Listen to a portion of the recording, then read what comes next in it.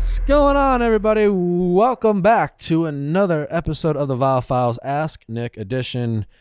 We appreciate you listening. I hope you had a great weekend. If you are tuning in on Monday, other than that, I hope you're having a great day. I'm with the team. Chrissy's back from vacation. Welcome back, Chrissy. Thank you. Ellie and Amanda are here. How are you doing, ladies? Absolutely grand. Great. Good. I just got back from Santa Cruz. It was a good time. Awesome. What's you sound chipper, Amanda? Oh, well, I was being a little bit sarcastic because you know how last time I mentioned I was like, oh yeah, I'm moving to a neighborhood where all three of my exes live. Sure. So ex is a loose term. There's one of my exes and then two people who I like hooked up with for a little while. The legitimate ex, the meaningful relationship, the I love you, I thought we were going to get married, all that stuff. He lives down the street from me. I just found out, like down the street, like down the block. Bummer, but like, you know, he's your ex, so you can. Yeah, it's just like, LA is so big. Like, what are the odds? Do you want to date him? Absolutely not. Then it's fine. That's simple, I guess. Right? It's like, it is simple. And like we were saying, like, just because we live close by doesn't mean we need to like force a friendship now if we're not ready for it. But Oh, so you're already texting. Well, yeah, we like, yeah. You're such a. Why? Well, I like. Because I pride myself at being friends with my exes, and since he lives on the same street, like. I do. Well, because like, first of all, we haven't been texting constantly. It was just like reached out because like there's this bakery that we would always go to in Chicago that was really close to the movie theater. Like passed by one in LA, was like, oh, passed by this. And then because I'd been meaning to sort of ask now that I didn't want to know where he lived while I was figuring out where I was living because I didn't want to take that into account. Can I ask a question? You didn't want to know where he lived, but you wanted to send him a memory of a bakery that the two of you went to when you lived in a completely different place now that you live close together? Like, I didn't want to know where he lived when I was making the decision. And then now that I've like decided, signed a lease, etc., now I was like, okay, now I want to know where he lives. So then we talked a little bit about that. I don't know why you're talking to him at all. Because we didn't have some like big dramatic up. Fine. Like, you don't have, I didn't tell you to hate him. I'm not telling you to hold on to anything. I'm telling you to be indifferent by someone who's not your friend and not your boyfriend. They're just part of your past, and the past is the past. You don't, and you're trying to make them part of your present. So you think there is no justifiable reason for being in contact with someone you dated? Not for the sake of saying I'm friends with all my exes. I'm not like collecting my little ex-friend trophies. That's what it sounds like. Why do you want to, like, what do you need? You have a ton of friends. You don't need a handyman or like, nor should you want him to be that guy. Like, what do you need? I was thinking about being like, could you help me move? Which I know is inappropriate. The three of us women on this show are all sit here and listen to Nick week after week. We give each other the advice that Nick gives us. However, we never take it for ourselves. We never once. And we continue in these terrible patterns. Honestly, thank God, because then I have a show. I'm fine. I just sit at home, so I'm actually the greatest. I'm the best one. Yeah, on this team. I was gonna say like, Ellie has her own. Ellie's good. She's always like, I went up to him. He said no, and I was like, fine, bye. No, I'm just like, yeah. Sometimes she's a little closed off, and she could be a little bit more, open to new possibilities. But yeah, other than that, she's doing just fine. But the three of us can tell each other what the other one's doing that's wrong. But I do. I will say, but even Chrissy and Amanda like pain. I don't like pain. I just like to, I think I have sometimes a bit of hubris, I think. Yeah. I think a bit of happy-go-lucky hubris where I'm like, I believe in, I think maybe I have toxic positivity sometimes. Yeah. Toxic positivity. You kind of do. Like, I want shirt. harmony. Amanda, half the time Amanda has hear me out. Hear me out. I've heard you out 5 times. And I can't. But I will will say, even if I don't specifically take the advice, what you talk about on the show does remind me of stuff. Even if I'm not fully taking the advice, I'm absorbing it slowly. Yeah, listen, none of us take. I wonder how many people.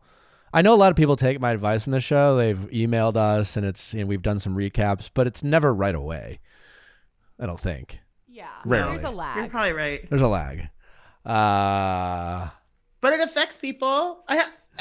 Where I am, I told you guys, I had some girl come up to me in Subway because I was wearing a Viall sweatshirt, and she took your advice, and it helped her life.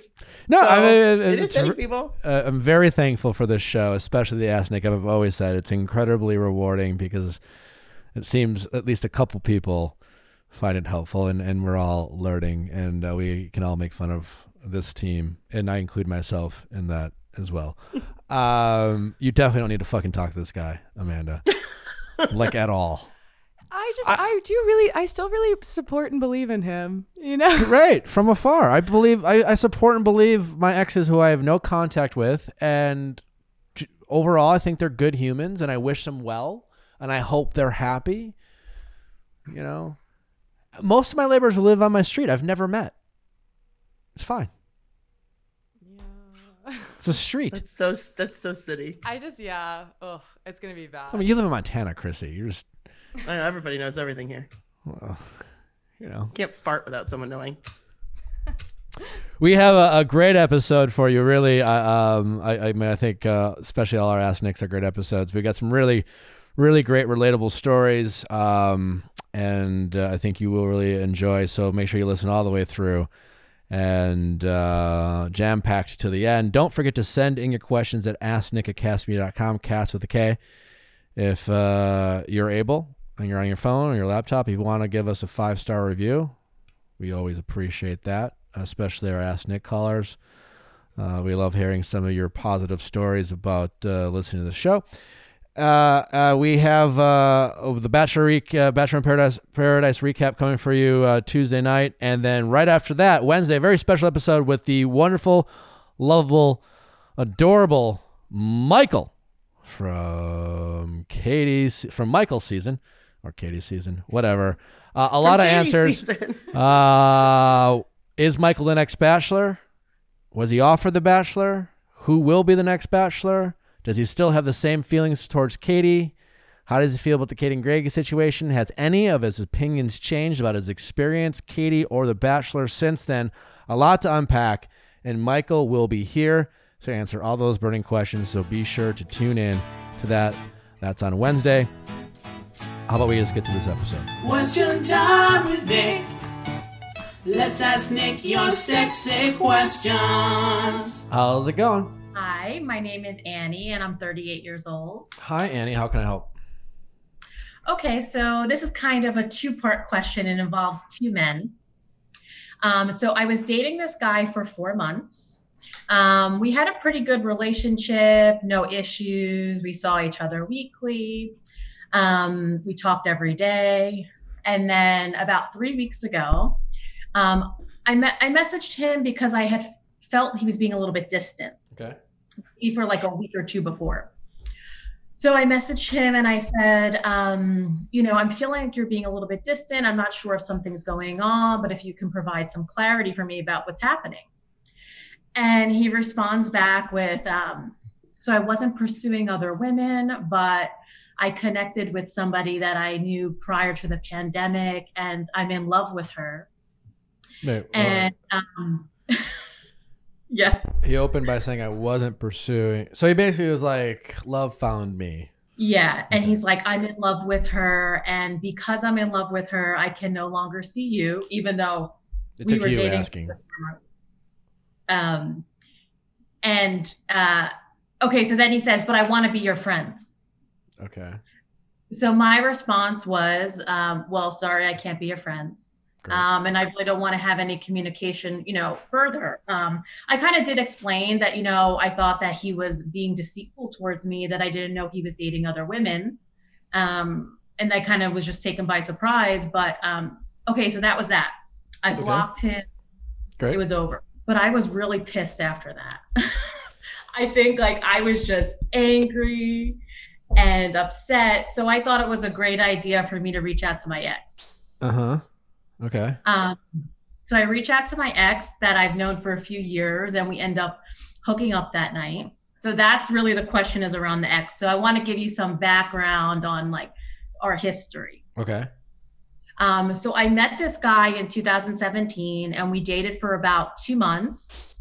And at that time, I kind of asked him if we could be exclusive or if we could be more serious, and he was being very avoidant, and that's how it ended in 2017. Okay. In 2018, we hung out like one time for a hookup, and that was it. And then in 2020, we dated for about 3 months in the summer. And we talked a lot, and it was a little bit more, I guess, dating than hooking up like we did in the past. And I had asked him in August of 2020, again, the same thing I asked in 2017. I want us to be exclusive. I want something more than this. And he was being avoidant again. Okay. So I ended it. So November 2020, we hang out again, hook up, same situation, and we get into an argument, and he blocks me. So he blocks me on his phone, but then he says, well, here's my email address if you ever need to contact me, which was weird. Right. So then fast forward to July 2021, when he was the ex that I contacted to hook up with. When you say ex, I mean, were you guys ever boyfriend and girlfriend? Doesn't sound like it. Not boyfriend and girlfriend, probably more of like a friends with benefits. Okay. Yeah. All right. So then you got mad and then reached out to him and be like, hey, I need to have some sex. Yeah. And so in the last 3 weeks. Just out of curiosity, when you did that, like I recognize you were mad and you acknowledge that you were mad. Were you aware of your decisions? And were you like, I'm mad and whatever, this is probably a bad idea, I'm going to do it anyways? Or what was your thought process? I knew it was a bad idea. Okay. Right. Because I had already, tried to date him many times, and there wasn't really any movement. Yeah. I am, we do have a connection, and I am close with him in the sense that we know a lot about each other. So it's not just like, we don't know each other at all. But I knew it was a bad decision. I know a lot about a lot of people I don't even like, let alone don't feel a connection with. Like. Yeah. So I knew it was a bad decision, but I was like, me and him always had at least a good connection sexually. So if that was what I wanted, that was a good decision to make at that time.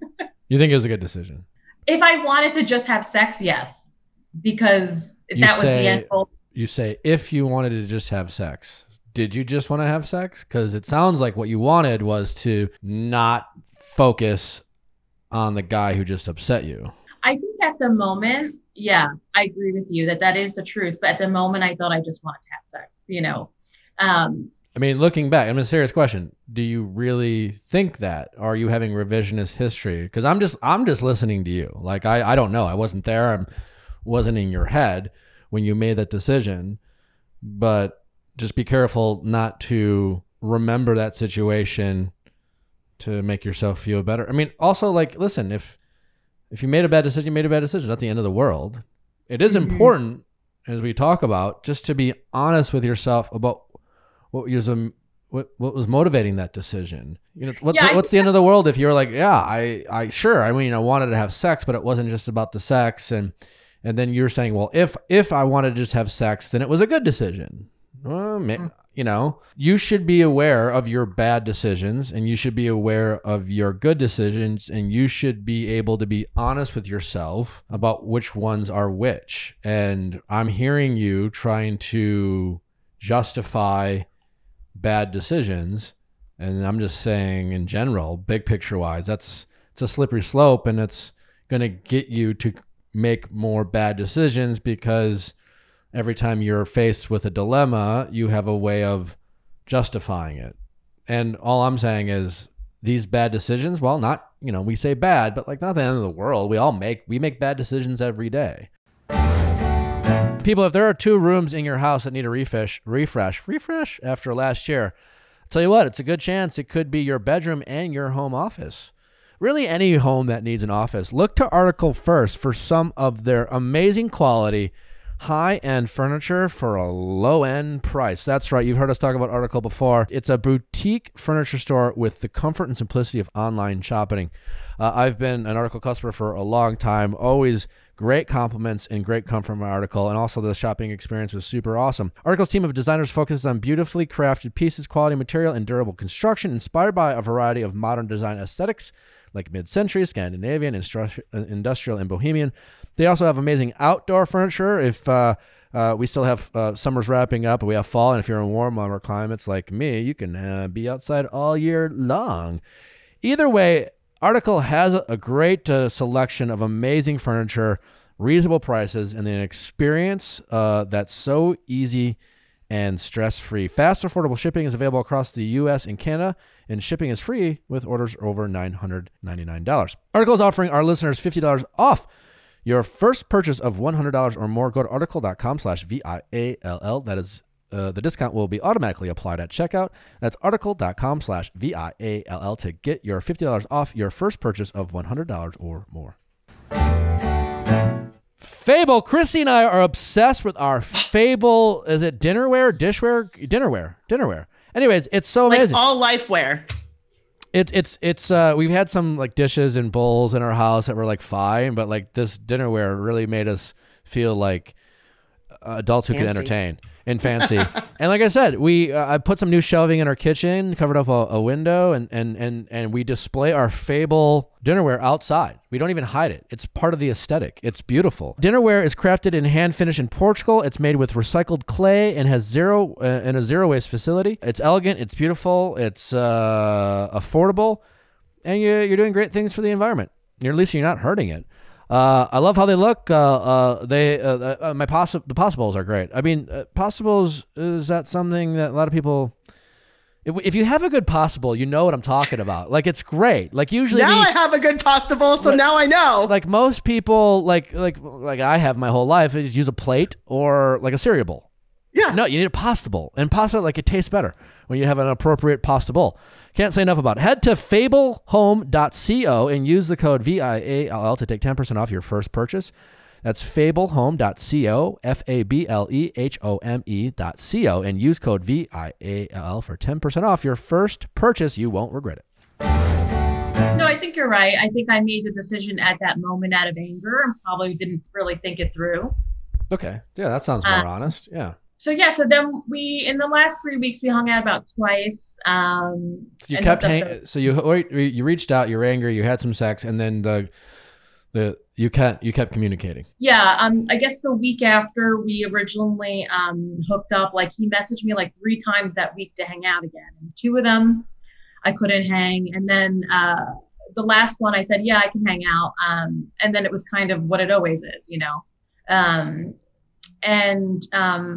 I did bring up, though, you know, why do we keep doing this? But there's nothing more to this. Like, why can't we date or be something more? And again, it's kind of the avoidance. So that was where my question leads is, you know, like, from a guy's perspective, like, you know, once they just have like a friends with benefits, you know, do they put them in this woman in the box of, I'm only going to sleep with her and then nothing else will come of it? You asked, why do we keep doing this? Well, I mean, you keep doing it because, I mean, call it a box or whatever. He doesn't want to date you.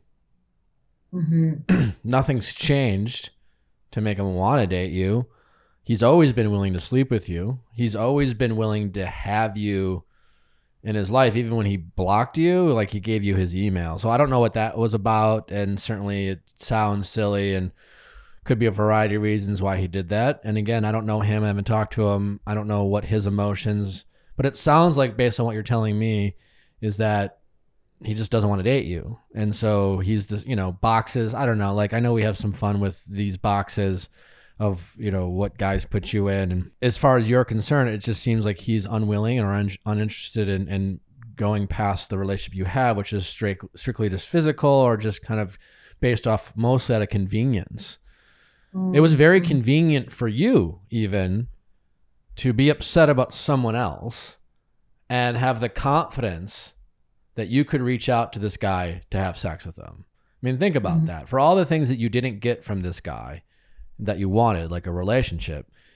In the moment of you being so upset, you're like, I know who I can call. I can call Dan and I can have sex with him. So that was very convenient for you and you were very comfortable. So that's the relationship you have with him. And, and that convenience is, that's probably why he doesn't want to give that up too. I mean, have you ever asked him why he doesn't want to be romantic with you?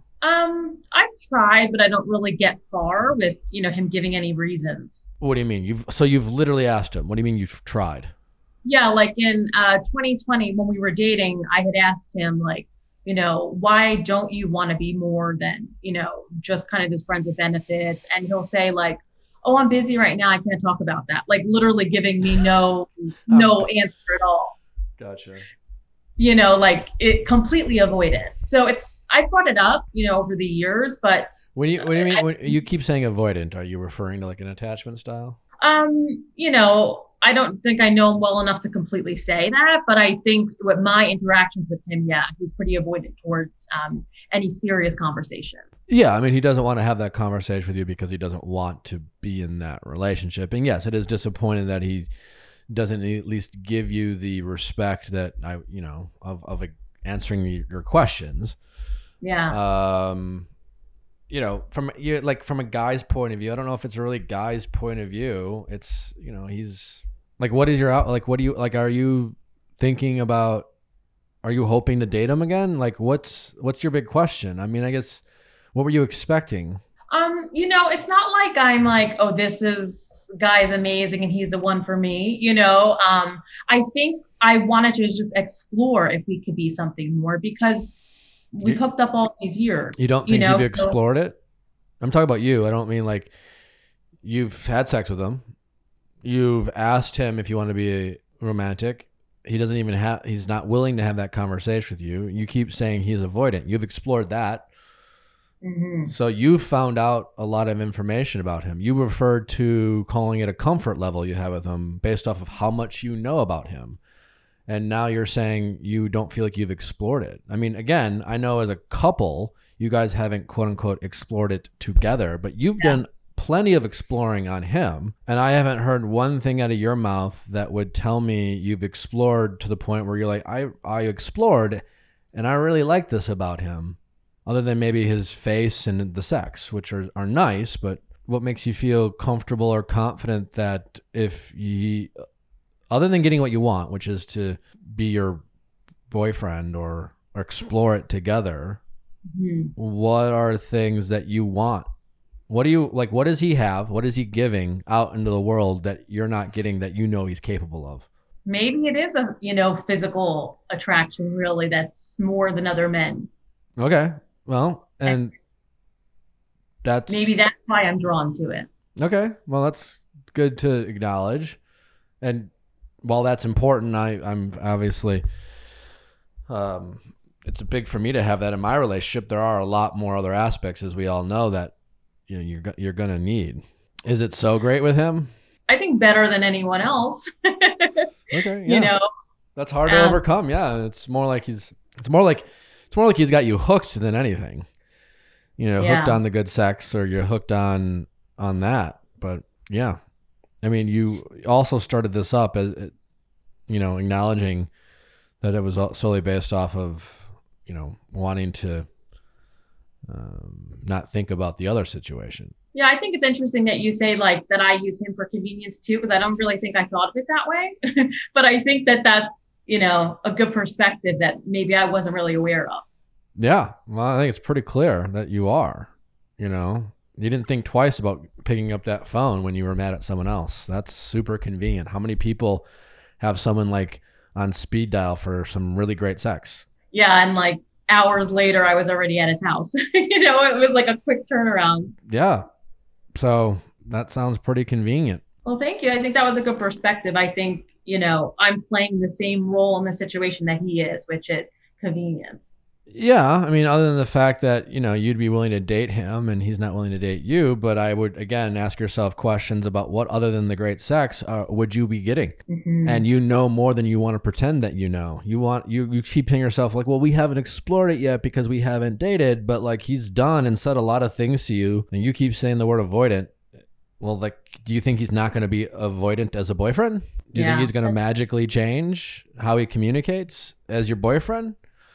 Because you have a relationship with him, and he's not even willing to like entertain a conversation, let alone like not have the conversation that you don't want to have. So I don't. What other than some good sex, what are you going to get other than some good sex and a lot of frustrations because he's unwilling to literally talk to you about it? Yeah, that's kind of how it's been for years, as more frustration because I don't really get any answers. I think if it was just like, no, if he did say I don't want to date you or just come forward with the reasons, I think maybe I would be less confused, but I think that makes a lot of sense.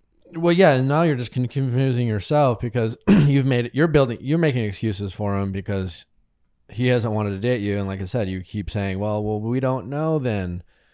Yeah, you do. Like, this is how he communicates. This is, people aren't like, as you say, avoidant as single, but once they're in a relationship, they're somehow magically not or fixed. Yeah, I guess I didn't even think about that. Yeah, it's true. So, all right. Okay, well, thank you. All right, best of luck. Okay. All right, take care. Bye. Bye-bye. Whether it's beauty products, personal care products, at-home products, cleaning products, it's always great to get them organic. Make sure it's high quality products that are healthy for you and your family, effective products, eco-friendly and affordable. And that's why we love Grove Collaborative. I mean, for me, it's the Mrs. Myers of it all. I mean, Mrs. Myers is the world's greatest cleaning. Is it cleaning? I don't. They have everything. They have soap. They have hand soap. They have. Anyway, I clean my countertops with Mrs. Myers. They have tree-free paper towels. Ooh, yeah. Grove laundry detergent dispensers, 100% recycled plastic trash bags. You name it, Grove Collaborative is getting organic at-home care products for you easy and affordable. Grove Collaborative is an online marketplace that delivers natural home, beauty, and personal care products directly to your door. Their aim is to make living a healthy lifestyle easy and accessible for you and your family. Every product they sell is guaranteed to be healthy, effective, eco-friendly, and affordable. Shop with the confidence knowing everything you buy from them is good for you, your family, your home, and your planet. They want to make it as easy as possible for you to make the switch to natural products, so they carry the brands you know and love, like Mrs. Myers, as I mentioned, seventh generation methods and Burt's Bees, as well as their best-selling Grove-made products. Did you know that companies around the world produce 2 billion pounds of new plastic every day? Yet no matter how much we put in our recycling bin, just 9% of the plastics actually get recycled. At Grove Collaborative, they believe it's time to stop making single-use plastics. Join over 2 million households who choose to shop sustainable at Grove. Plus, shipping is fast and free on your first order. Choosing products that are better for you and the planet has never been easier for a limited time. When my listeners go to grove.com/VIALL, you will get to choose a free starter set with your first order. Go to grove.com/VIALL to get your exclusive offer. That's grove.com/VIALL. How's it going? I'm good. How are you? Good. What's your name? I'm Lydia, and I'm 20, and I'm from Mississippi. Hi, Lydia. How can I help? Okay, so my boyfriend and I have been dating for a little bit over 4 months, and we got thrown into long distance at the beginning of our relationship because we both go to school not in our hometown. So at the beginning of long distance, it was really great, and everything was going well, and I felt like I was giving it 100% and he was giving it 100%. But as it's gone on, I feel like I'm still trying to put in 100%, but he's not. And I don't know whether I should bring it up because we only have 3 weeks left till we're back at school, or should I just let it simmer? I just don't know how to bring it up without me like feeling miserable. You said failing miserable? Feeling miserable. And you're worried. So why would you feel, but you kind of feel not great now?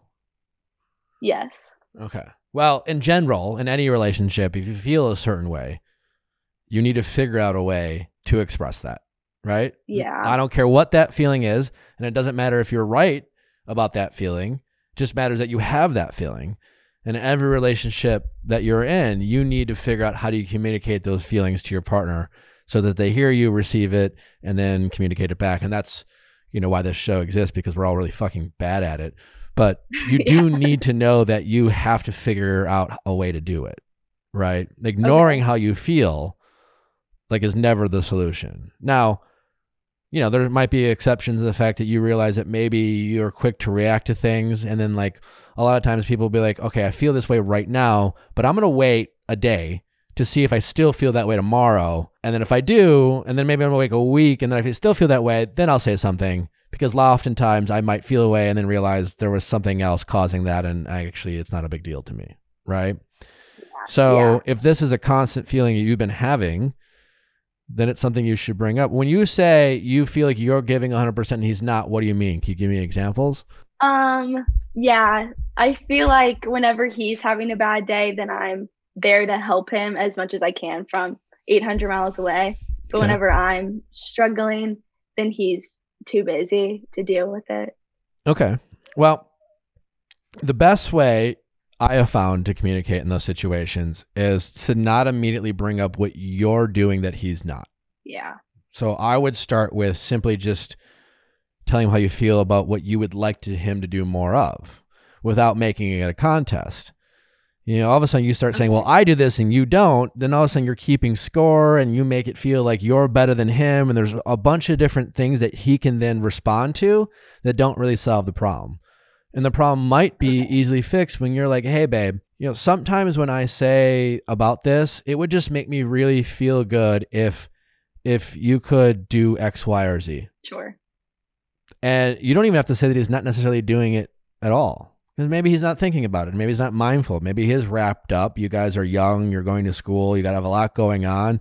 You're both trying to focus on your relationship while focusing on, I mean, this is right now, as far as you and him are both concerned, regardless of your relationship, is it's the time in your life where you should be the most selfish. Yeah. You know, it really is. And so you're trying to have a relationship in a very selfish time in your life. If you're ever going to be selfish, now's the time to do it, right? Now, that doesn't mean you can't be in a relationship, and it doesn't mean you can't ask things of your partner if you're going to be in a relationship. Just try to not distract the conversation. So if you just say, it would make me feel really good if you could help me out here. And people in general love to help people. Just say, help me. It would make me feel really good. Can you do this? And try not to bring him up. Now, if he's just like, well, why do I have to do that?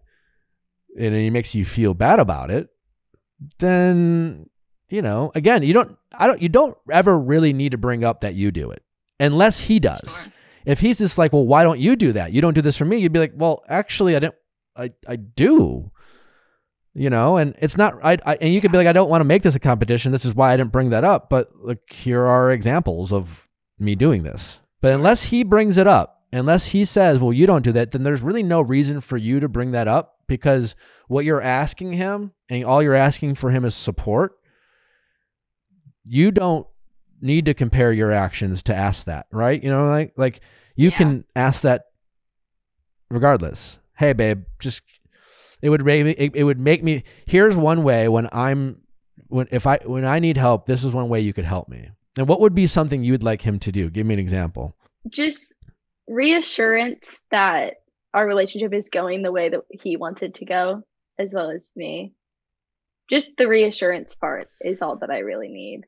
So you don't need, overall, like, so when but you were saying you like, you might need help with like, you know, emotional support if you're like stressed out about certain things, and you just want some words of affirmation. Yes. Okay. And do you guys say you love each other? No. Okay, so what would you like to hear specifically? Maybe just that he still likes me and wants this relationship to continue when we get back to school. And So that he you're still just cares you're about just me. struggling with how he's feeling about things. How often does he reach out to you? How often do you talk? At the beginning, we talked like almost every night, and now it's like once every 3 to 4 days. Okay, so it's faded. Yeah. Okay. Well, everything I said still stands in terms of in general, but as far as a specific thing, like, you know, you can just say, this is not so much about him supporting you. It is about like checking in, being like, hey, we've talked less, just wondering what's up. You know, it is a tough thing where you just got to be like, hey, do you still want to, how you feeling about us? That's okay to check in. You have to be okay to get an answer you don't want to hear. Yeah. So right now you guys are long distance? Yes. And when school starts, you'll be back and you've just been talking less. Yes. I don't know, just Yeah. check in. I'm hopeful that things will go back to the way they were before we went Nope. No, don't do that. That you can be hopeful, but don't rely on hope. Yeah. Okay. You know, Okay. hope is not something you necessarily want a lot of in a relationship. Okay. You know, you want to be enjoying things in a relationship. So, and Okay. hope isn't going to get you what you want. You're right. Yeah. You have to communicate. You say hope because what you're hoping is that you don't have to say anything and then you'll never be disappointed and you don't have to face an awkward conversation. Listen, you're young, you're early in dating. This is the stuff you want to work on and practice. I'm going to go out on a limb here and say you're not going to marry this guy simply based off the fact that you're 20 and and maybe you will, you know, but you might not. And this is a betting chance. What a great way to just think of him as like practice. He's literally practice. So just get better at just putting it out there. Wouldn't you rather know now and be bummed and then be like a free agent when school starts rather than having to deal with a breakup when school starts and being stressed over that? Yeah. And who knows? He might just be like busy with his summer job, wrapped up in his friends, going like enjoying his summer while he has his summer. We don't really know. So just suggest it. And if you've been listening to this podcast, one thing you need to do the most of is just be chill about it and don't ever let him think you won't be okay without him. Okay. I mean, you can, you know, and listen, if you're in love and saying I love you and like there's a time and a place to let your partner know that you will, but not during a breakup. And I'm not saying you're breaking up, but you are, you know, just it's okay to be vulnerable at first to say, you know, I like you. Sometimes we haven't been talking as much. I'm just checking in here. How are you feeling about me? And Okay. the mindset you should have is that he needs to convince you in a way that don't let him be like, oh, it's fine, babe.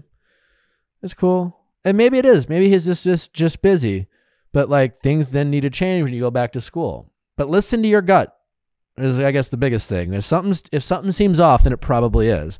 And be good at practice listening to your gut and don't ignore your gut. And when your gut says, hey, something's wrong, then you just need to get confident asking the person the question. And then when that comes, and then in that situation, never make them feel like you're afraid to lose them. Okay. And that's all you can do.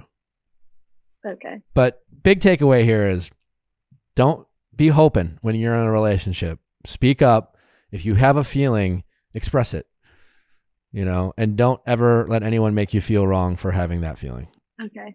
And you will save yourself so much time and energy and heartache just finding out quicker than letting this drag out. Because like you said, you kind of feel shitty now, right?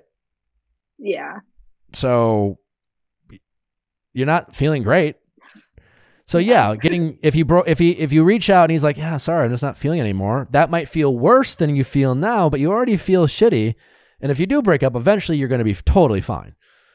Yeah. So you'd have to get to the totally fine faster. Either way, you're feeling shitty now. And hope isn't going to get you there. Okay. All right? Perfect. All right. Thank you. Let us know how it goes. I will. All right. Take care. Thank you. All right. Bye-bye. How's it going? Hey, how are you? Good. What's your name? My name is Vicky, and I'm 38. How can I help, Vicky?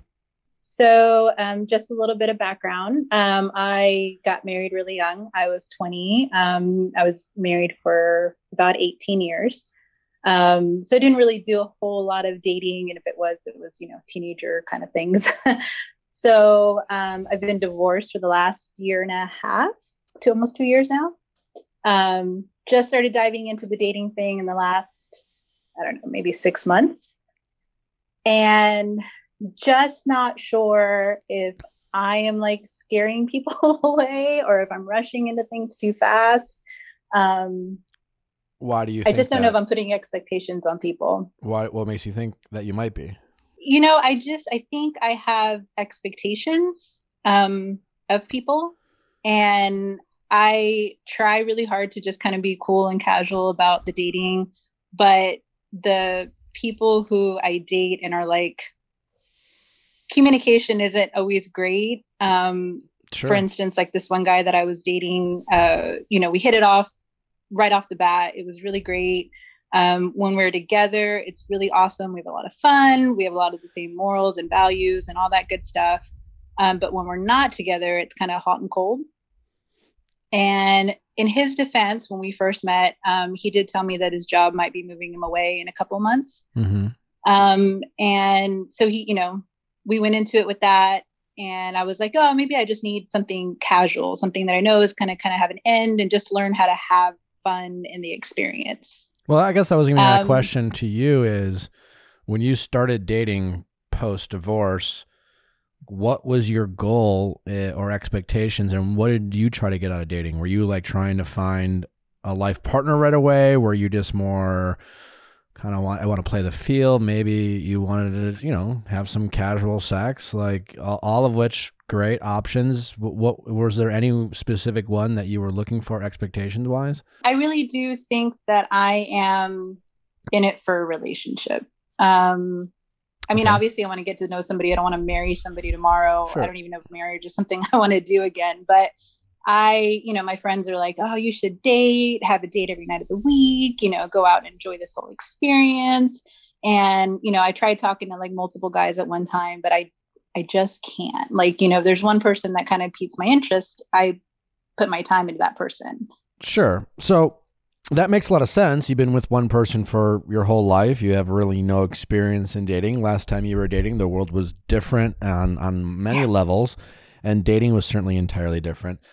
I guess my point is, like, just because it doesn't feel natural and it's not your thing doesn't necessarily mean you should be resistant to it, right? Because like, you have only been with one person. You being in a relationship for that long that didn't work out, you're definitely at risk of overcompensating for what you like in other individuals. Like, you're going to be at risk for really being drawn to a guy who really excelled in a lot of things your ex-husband didn't, et cetera, right? So like, even just for your own benefit, even though your overall goal is to maybe still find like a life partner, it still might be good for you to take at least a little bit of time and just date with low expectations. You don't have to have a date every week. You don't have to be going around, but you could just be going on a date once a week just to like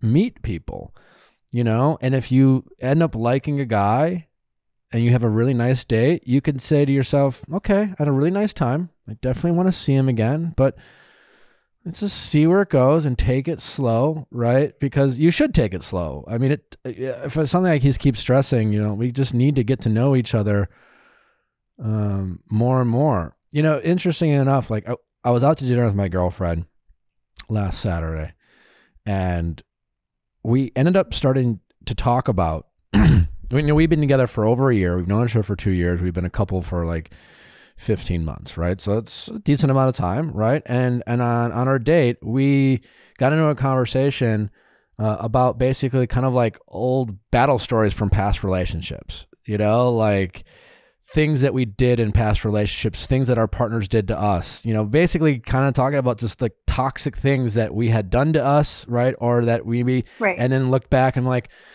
I did that, and fuck, man, that was nuts, right? And sometimes, I only bring that up because I thought a lot about it after we had the conversation. It's just like, we've been together for this long, and it was the first time we really got into it, right? And kind of talk, and we talked a lot. She was talking about stories about ex-boyfriends and past relationships, and that's not something you usually want to do in like the honeymoon phase. Like, a lot of times when you first start dating someone, you're like, well, don't talk about exes, like that's just weird, and come across as you're still not over the relationship, right?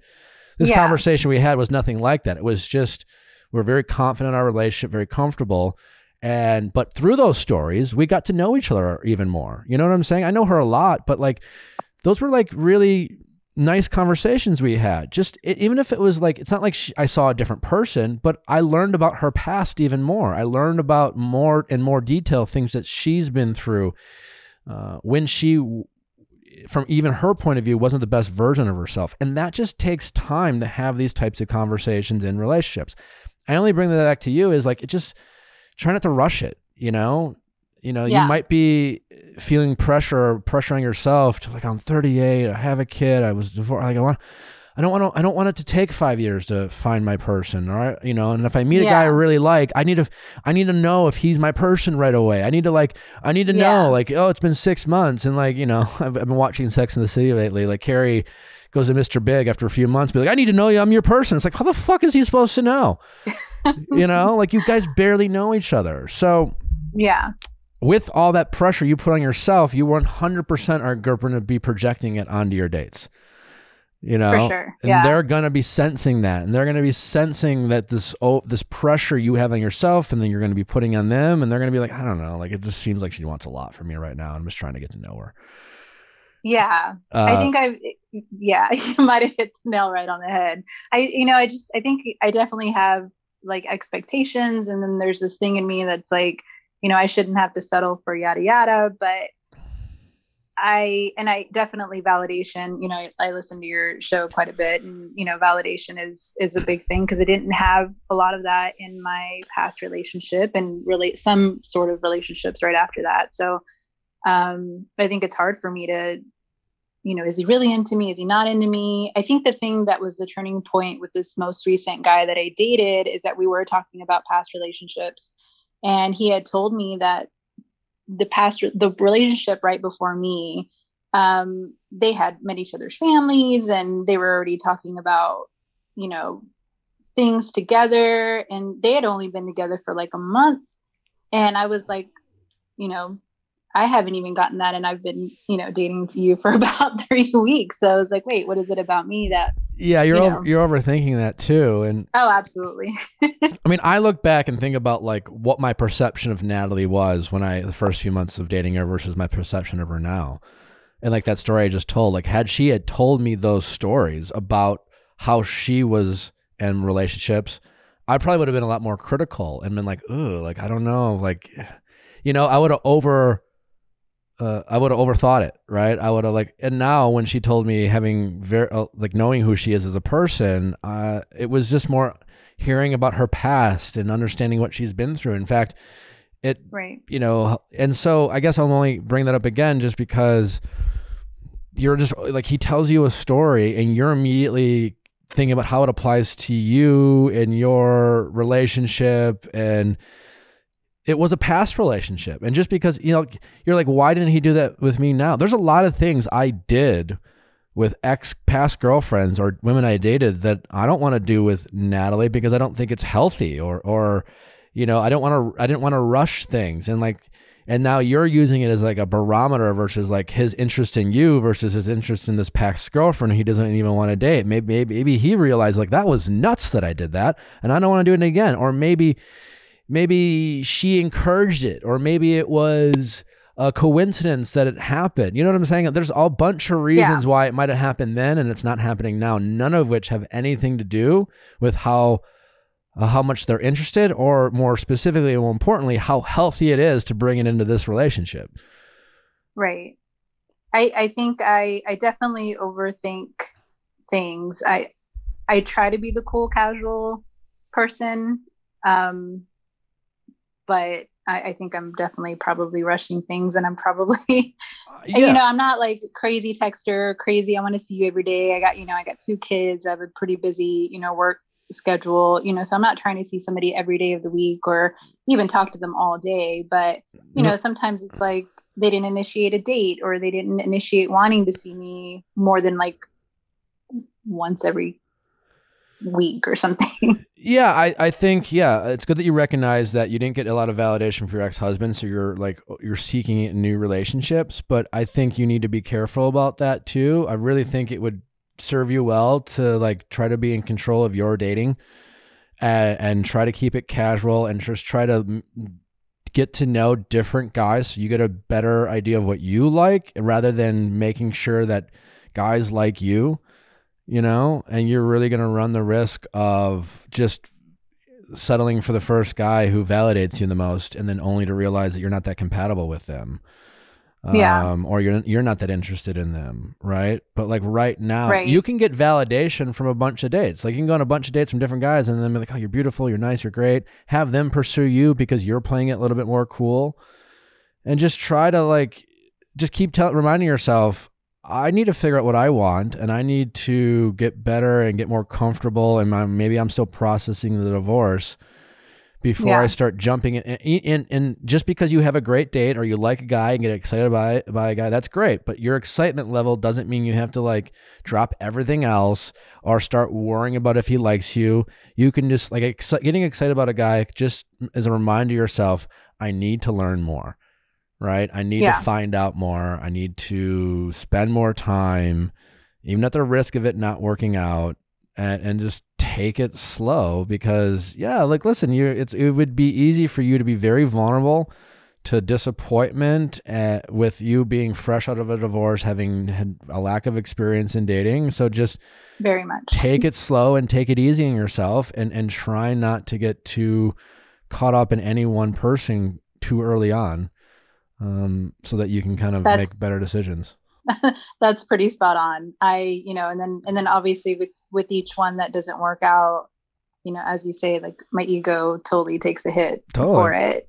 And hey, I'm this great person. Why didn't they want to like pursue something further? Exactly. Unnecessarily so, because you don't even know if you would like them. You barely know them. You just got excited about someone. You got excited about an idea of someone or who you thought they could be. A lot of which might be a projection on who they aren't, your ex-husband, And so take a year to just try to date. And again, that doesn't mean treating it like a job and going out every day. If it feels exhausting, slow it down, and if you meet a guy you really like, you can continue to hang out with him, but you can still take that very slow.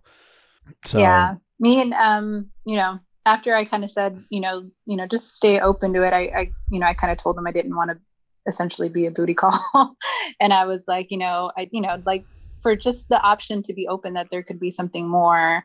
Obviously communication has kind of dropped from there. So then you have your answer kind of over. But even then, like you're already like, I just want something more. Like obviously at some point people do, but just immediately when you say that, you're asking for his validation.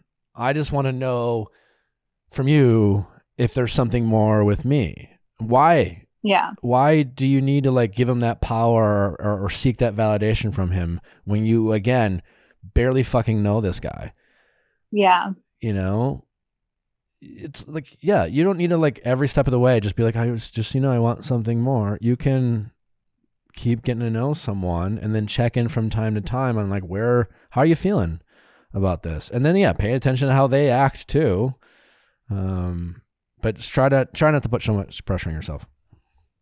Yeah, I think I'm definitely overthinking kind of the whole experience and just always seeking that validation. So I need to try to cool it down a little bit, slow it down. Take it easy on yourself. It's just judging yourself a little bit less, that's all. And I definitely do a lot of having that. more reasonable expectations and try to enjoy dating. Try to enjoy going out with different guys and having dates. Like it can be fun if you have the right perspective.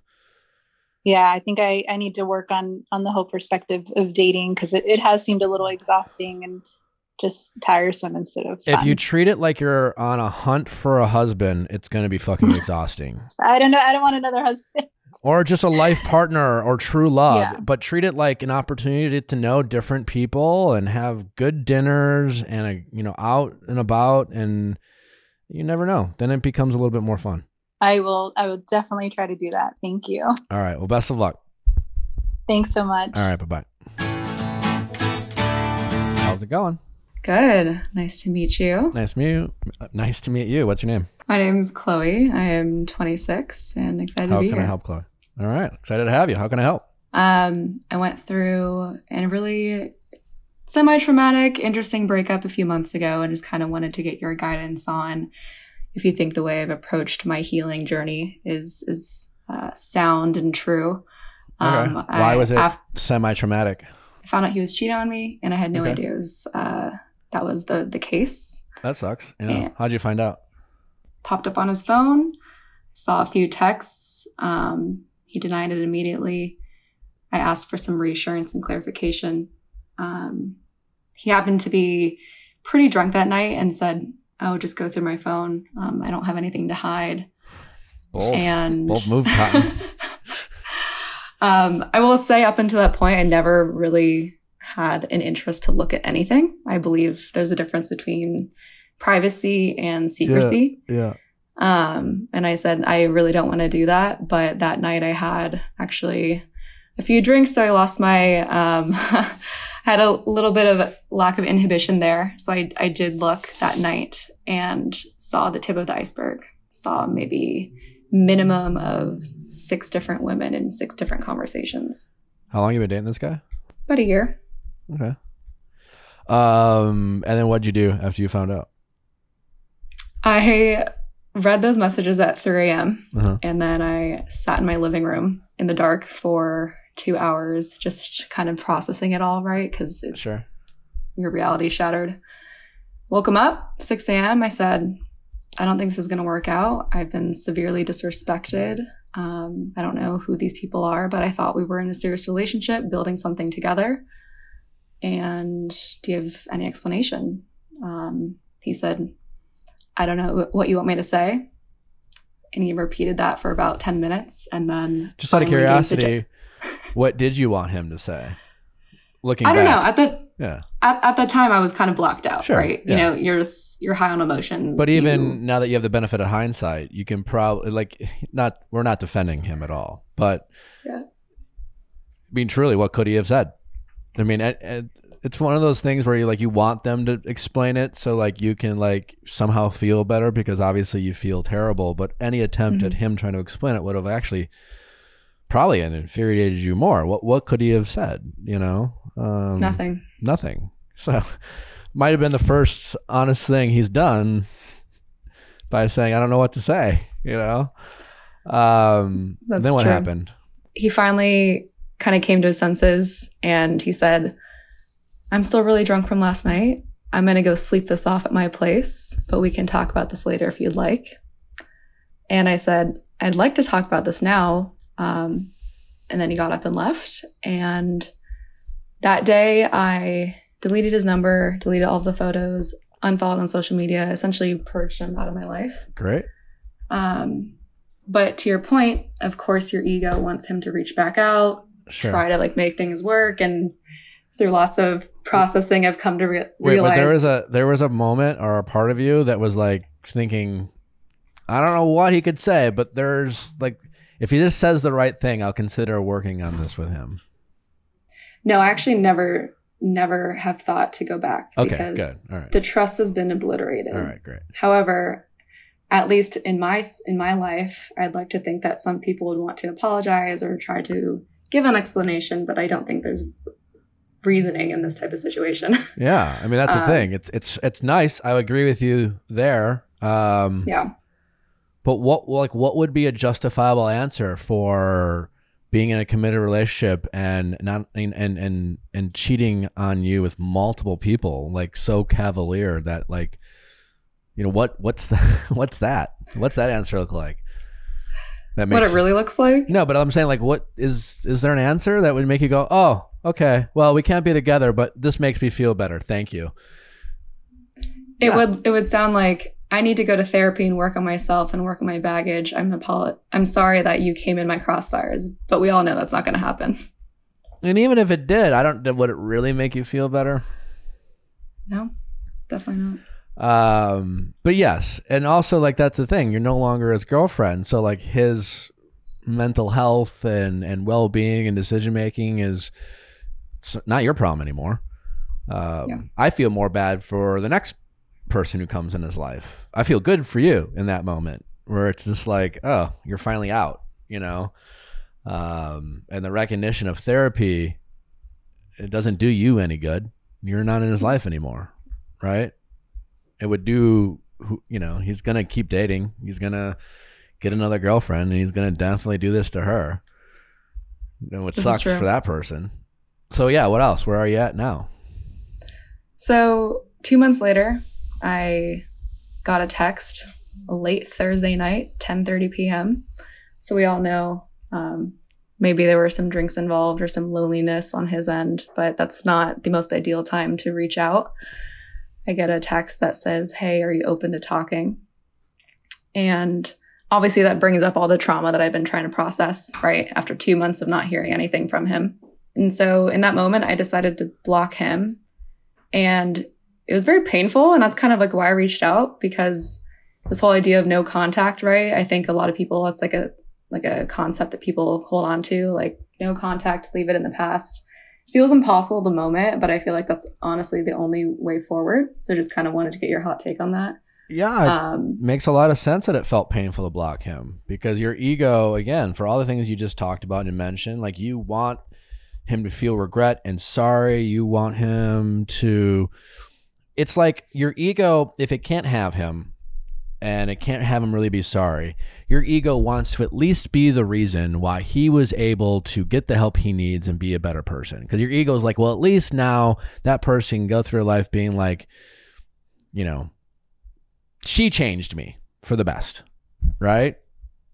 And when you blocked him, you were telling your ego to shut the fuck up. You're like, I don't know if that's going to happen. It probably won't happen. And what I do know is I don't want him in my life. So we're going to close that chapter. And that was really hard for your ego to accept. And you were saying goodbye again. You were saying goodbye to like this closure your ego wanted or thought it needed or whatever. And you said no. Again, you that was really a great thing. You really kind of like, that's, you know, we talked, you were not listening to your ego. You were trying to get control of your situation, take your power back. And that doesn't always feel right. In fact, it almost often feels hard in the moment. And it's not sadness, you know, it's just your ego throwing a temper tantrum. And it's scary because you're just like, fuck, I can't believe I just did that. And that's when we often don't follow through. We'll unblock them and hopefully, you know, it's really hard to say goodbye to things in our life. And it feels like you're saying goodbye to getting something you think you want. But I'm guessing, I'm hoping the part of you that blocked him knows that like you don't need him to be sorry or to get therapy for you to move on. Like you just know you don't want him in your life. You know, I'm guessing the part of you that thought like there's so many bad things that can happen if I take his call. The worst of being, he comes over, we have a few drinks and we hook up and I hate myself for it, you know? Or he just, you know, gets in my head and makes me feel bad for setting, like there was just a long laundry list of things that you knew were going to fuck you up. And you blocked him and said no, just on the outside chance that maybe he was going to say the perfect thing to make you feel better. So good for you for blocking him. But yeah, it's often painful. Like it often is scary because you just want that thing. And that one thing you want is probably what you probably been obsessing over, you know, a lot in between those moments. Yeah, it feels impossible. Some friends are like, "Oh, you're so strong." I'm like, this is out of straight self-preservation. Yeah, which is great. But good for you. I mean, your friends are probably saying you're so strong because, like you said, they probably know it's hard to do the right thing often. It's hard to do the thing. You know, it's the same thing when we try to, like, say, eat right. You know, it's like, oh, I'm going to lay off sugar. And everyone's like, hey, I made cupcakes. You're just like, oh, wow, they're so good. And then you eat the cupcake. You're like, fuck, you know? I mean, we've all been there, right? It's like kind of, it's the same stuff, right? So your friends who are like, you're so strong, are like, yeah, because they wanted to block the guy and didn't have the strength to do it because they gave in to that desire of hoping to hear the thing they knew it was unlikely to hear, but it was worth all the risk. So yeah, you should pat yourself on the back. I think it's okay. You should be proud of yourself. You should be like, yeah, I am kind of a badass. Like, you know, like, yeah, it's self-preservation, but you know, I don't think you should sleep on those moments of having that willpower. A lot of people don't have the strength to do that. I appreciate that. Yeah. I think being able to close that door is like definitely a testament to what I'd expect in a future partner, right? Like character and integrity. But another thing that I was wanting to get your opinion on was, obviously hindsight's 2020. I can see red flags of, I would say, broader incompatibility, right? As opposed to, I truly, looking back, did not see anything in regards to specifics around cheating. it's very daunting, right? With like this world of social media and like this the accessibility. So I feel like there's a fine line between blaming yourself and be like, why didn't I pick up on all these little things? And then taking learning lessons of how to look out for those types of things in the future, but also not be jaded. So I don't know. There's like so many things when I look forward to whenever I start dating again. Yeah. Like, how do I just have my eyes open? Sometimes you're just going to get fucked over. You know? Unfortunately, there's like shitty, selfish people out there. If this guy was like just straight up like telling you you're in a committed relationship while like on 4 different dating apps and talking to like and sleeping with any girl who's and unfortunately there's guys like that out there. You're gonna feel dumb and stupid, and like I've I would rather be a fool than be a cynic constantly, and I can be very cynical, but I'd rather like I've learned, and it was a tough lesson. Me being cheated on years ago was, hopefully this will be a valuable lesson, because like this didn't kill you. You felt some embarrassment.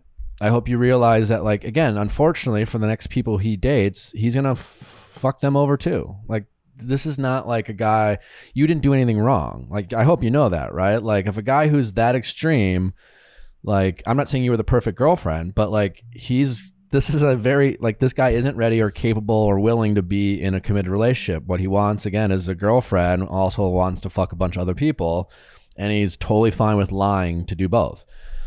And so if you go into a relationship, wanting to trust your partner, you're going to get, once in a while you might get fucked over. So like part of it is just like, there's some risk there. And I'm sorry you were unfortunately a victim of one of those types of people. But other than that, like, it sounds like you maybe did the right thing. Something was feeling off. You listened, you asked some questions, and it would be dumb luck for you to find another guy who's that shitty, I think. Yeah. Right? People get cheated on more than once. Unfortunately, people cheat, like, how fast did this relationship start? I'm pretty slow to start, so I took my time with all of that. And so I'd say like 5 to 6 months before we even talked about exclusivity. It was also during COVID, so it's like that was a very unique time. I think you're just going to have to try to trust yourself not to be cynical. How did you move through that? Yeah, I just assumed that like I ended up dating a shitty person. And I was right, like that's the thing. Like it was pretty obvious after we broke up that like there was definitely some things about her that I was just like, kind of knew from the beginning there was potentially some red flags. Very, very attractive, very charismatic, very selfish, and I liked the idea of how we looked. I was younger and immature, right? So I kind of had to recognize the things I was attracted to. Yeah, I mean, it's I'm like, and we don't have the time, but I'd be willing to bet if like we did this like kind of slow play by play of how your relationship started, there probably were some red flags and things you could pick up on, and how he. If he's that much of a liar, my guess is he was probably a little bit more inconsistent, and, things didn't maybe add up, but like, you just kind of was like, oh, he's probably, well, I have no reason not to believe him. Right. So that's exactly it. Like, I think the best thing you can do is just chalk it up to bad luck and dating kind of a dick. And, in the future, if you have like things kind of seem off, I think getting to know someone's friends is important, because like sometimes, like guys all have buddies where just like, it's like one of those things where it's just like, oh, have your boys back. You don't want to be the narc. But then like, as you get older, sometimes, when you're young, you're just like, yeah, got my bros back, and you're a lock vault. But when you get older, you're just like, bro, like, you're a terrible human. Stop, and I think sometimes if you can kind of pick up on signals from people's friends, it's like, oh, Chad's being Chad. And you're like, what does Chad's being Chad mean? You start asking questions. It's just paying attention. I don't know. Like, unfortunately, there's cheaters out there. There's a lot more cheaters than we want to believe. The most important thing is like, you just have to not let your ego take over. It seems like you're pretty good at that. It's not a reflection of you. You didn't choose to cheat. You might not have been the most amazing girlfriend, but no one is the most amazing partner. And instead of working on the relationship, he chose to step out and get his needs met elsewhere. And there's nothing you can do about that. And he's going to keep doing that. So sounds like you're doing all right. You just have to, I think you should just get back out there, honestly. It sounds like you're probably ready to date more than you, like you're more scared, but like there's nothing stopping you from just like dating. And maybe you kind of date with the idea that maybe you're not ready to settle down. You know, there's nothing wrong with going out there and having a date and just being like, I don't know, I have no pressure. Like, who knows? Maybe this guy will be fine, and just take it real slow. And then you happen to meet a guy who you get excited about, you just let him know. It's just like, yeah, I've just kind of, I want to date. I want to take it slow, but just, you know, I have some hesitation, and you'll see if he's patient. And, you know, was it this other boyfriend? Did he like to party? Did he go out a lot? Well, in the context of COVID, right? Like there wasn't a lot to do, but in hindsight, yes, love's a good time. So I think that's a big red flag. Yeah, if you're dating a guy who loves a good time and he's in his 20s, you know.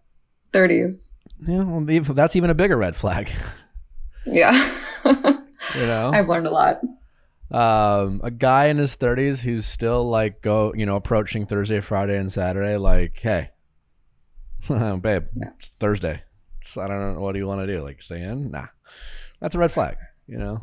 So it's almost comical at this point when I think back, but you know. Well, there you go. So glasses. There's another thing you can find some value in, like, I probably should have known. Fuck, you know? Yeah. All right. Well, hopefully that was helpful. Totally. Thank you for all that. Appreciate it. All right. Well, best of luck. You're going to be just fine. Thanks, Nick. All right. Take care. Have a good one. You too. Thanks for listening. Don't forget to tune in on Wednesday to our episode with Michael and our Bachelor in Paradise recap coming at you right after Tuesday's episode. Subscribe, review 5 stars, send your questions at asknick@castme.com. Cast with a K. See you back tomorrow.